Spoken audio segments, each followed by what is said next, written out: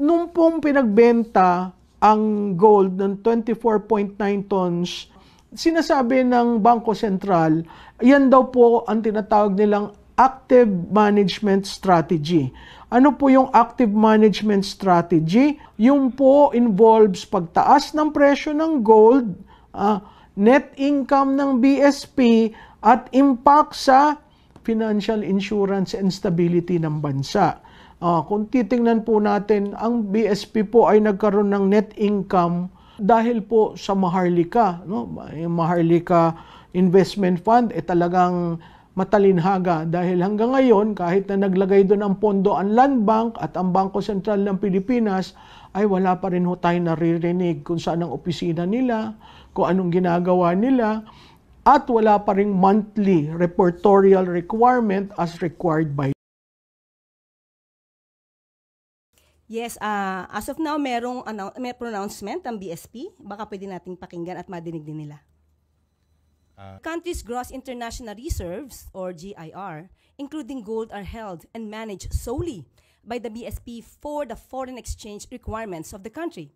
When BSP sells gold, the proceeds revert to and stay within the GIR. Last year, GIR rose to $106.3 billion from 103.8 in 2023. Similar to other central banks, BSP maintains a portion of its reserves in gold as part of the country's GIR, mostly to hedge against offset movements in the market price of other assets. It buys or sells gold to maintain an optimum level for this purpose.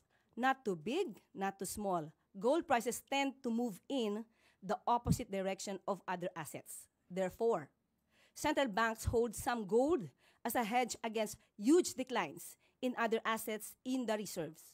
However, gold prices can be volatile, earns little interest, and has storage costs. So central banks don't want to hold too much. So yan po ang statement ng BSP. At handa na po tayong sumagot sa inyong mga katanungan. Just a clarification. So, ibig sabihin, hands-off si Presidente doon sa gold reserves kasi PRRD mentioned or is accusing the Marcos family of stealing and selling the country's gold. Just so it's clear. Okay. Hindi pa to campaign joke ulit ni dating Pangulong Duterte? Hindi ba tayo nasanay dun sa jet ski promise niya? Na nung naniwala tayo halos sa mga sumuporta sa kanya, tinawag tayong stupid. So pag naniwala ba tayo ulit sa sinasabi niyang ito, baka mapagkamalan niya tayo ulit at tawagin tayong stupid. But anyway, we will take this seriously.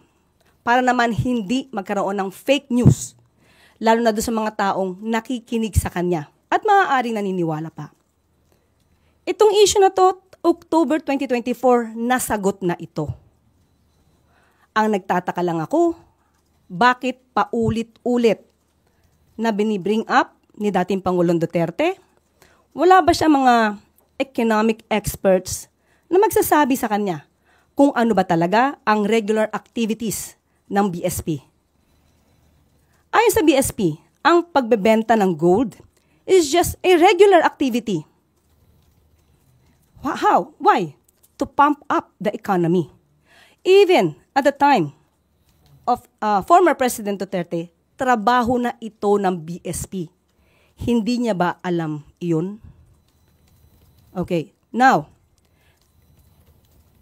sinabi nga dito, ang pagbebenta ng gold, kung mataas ang presyo, dapat ibenta. Sinabi din ng BSP, hindi pwede silang mag-hold that much of a gold. Okay, now, ang nagtataka lang tayo, bakit hindi ito alam ng dating Pangulo? Siguro bago siya magbigay ng ganitong klaseng intriga, mapapansin nyo sa kanya mga statements, hindi naman detailed. Anong proof niya? Again, as a lawyer. He is a lawyer. He became a fiscal. Alam niya kung paano magkuha ng ebidensya, no? To get the truth. Bakit sa kanya? Parang wala siyang ebidensya. Laging paintriga. All we want here is evidence. Ipakita niya kung si PBBM o ang Pangulo ang nag-utos para magbenta ng gold reserves. Samantalang sinabi rin ng BSP, solely and manage ito. No? Solely managed by the BSP. So paano magkakaroon dito ng hand or pakikialam ang Pangulo? Ito ginto ng Bangko Sentral ng Pilipinas, ginto na pag-aari ni Juan de la Cruz. Tayo ho ay nagbenta ng ginto. Alam po nyo, pag tayo ay nagbenta ng ginto, may impact ho yan sa reserve, requirement sa reserve.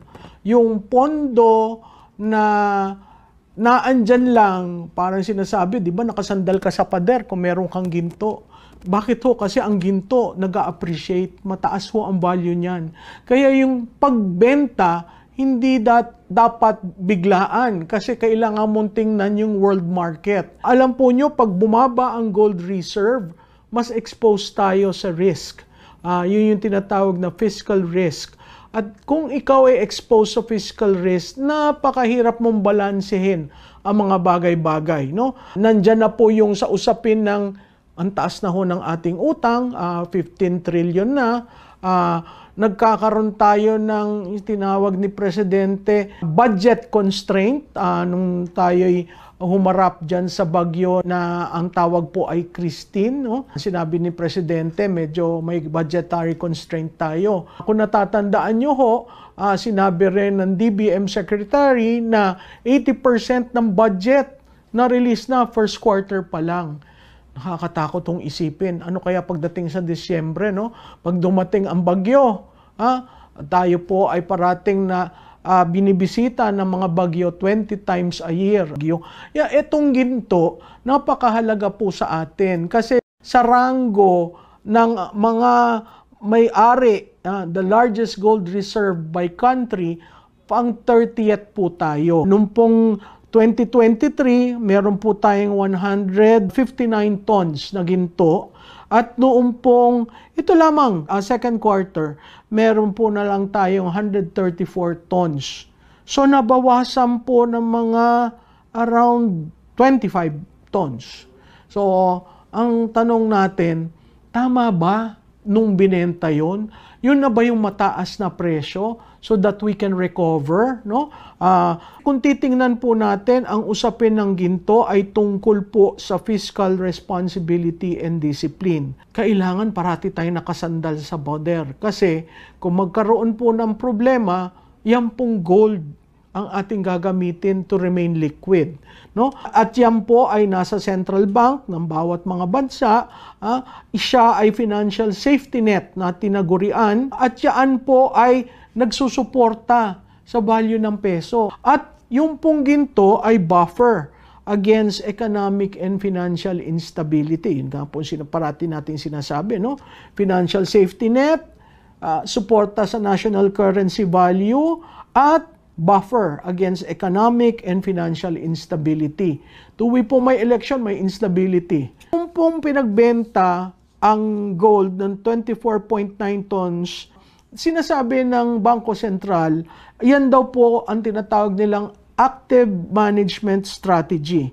Ano po yung active management strategy? Yung po involves pagtaas ng presyo ng gold, net income ng BSP, at impact sa financial insurance and stability ng bansa. Kung titingnan po natin, ang BSP po ay nagkaroon ng net income dahil po sa Maharlika. No? Yung Maharlika Investment Fund talagang matalinhaga dahil hanggang ngayon, kahit na naglagay doon ang pondo ang Land Bank at ang Bangko Sentral ng Pilipinas, ay wala pa rin ho tayo naririnig kung saan ang opisina nila, kung anong ginagawa nila, at wala pa ring monthly reportorial requirement as required by law. Nawala na naman po tayo. Alam nyo, mahirap natin pag-usapan talaga ang ginto eh. Kasi napakahirap paano natin i-explain sa taong bayan na nagbenta ang Bangko Sentral ng ginto. Ang resulta daw po niyan ay nagkaroon tayo ng liquidity buffer. Ibig sabihin, yung kinita ay equivalent to 8 months of imports and payments for services. Ano pong ibig sabihin nun? Medyo gumanda-ganda ang ating financial standing, no? 6.28 times the country's short-term external debt based on original maturity. Meaning, hindi po tayo masyadong naapektuhan dahil may pondong gagamitin. Pero, babalik ulit tayo doon. Tama bang binenta nung panahon na yon na ang appreciation ay tumataas? O dapat naghintay muna, no? We should be able to get and reap the kind of world market pricing. Hindi yung sandalian lamang nagbenta, napakababa pa po nung presyo noon. Titingnan rin po natin yung epekto sa ating mga loans kasi ang negative impact ng selling ng gold reserve ay kumonti siyempre ang ating gold reserve na dedepende tayo sa external financing. Naalala nyo, meron lately lumabas sa pahayagan na kinoconsider nating humiram na naman ng pondo sa IMF. Dati tayo hiram ng hiram, nakabayad, naging positive lender, ngayon manghihiram na naman tayo. At dahil doon na rin sa pagbenta ng gold, siyempre lahat ng, mayroong gold speculators pinag-aaralan yan, bakit nagbenta ang Pilipinas? Saan ginamit ng Pilipinas? Kung ganyan pala, sandali lang, dapat bang mag-invest ako sa iyo? Kasi baka mamaya hindi tama yung management ng ekonomiya ng bansang yan, kaya it could lead to capital flight. Yun yung tinatawag na hot money. Nag-i-invest lang dito, pag kumita, alis ka agad. Hindi po yun long-term investment. At to a certain degree, may epekto sa foreign direct investment. Ilang beses nga pala si Presidente nakatravel, kung titingnan natin, susumahin natin, parang kakaunti lamang ang direct investment na pumapasok. Yung actualized, nasa 23%, hindi na ho umakyat. Hindi ko ho alam kung bakit. Kaya napakahalaga po na nating malaman kailan pinagtinda, meron po yun, meron resibo, at magkano pinagtinda, yun po ang question mark. Kasi hindi natin alam at what value were the gold sold, at saka po saan gagamitin yung pondong pinagtinda. Siguro po parte ng accountability and transparency ay pakita ng Bangko Sentral ng Pilipinas anong impact ng pagbebenta ng gold. Alam po nyo, napakataas na ng presyo ng gold, lalong-lalo na dito sa formation ng BRICS. Ito po ay bagong organisasyon kung saan ang China ang nangunguna. Napakahalaga po dyan ang usapan, magkano ang gold reserve mo? Kasi yung malaming gold, mayabang kasi nakasandal ang bansa dun sa gold reserve. Muli po, ito si Maluti Kia. Maraming salamat sa inyong pagsali sa akin dito sa napakahirap pag-usapan na ginto ng bayan.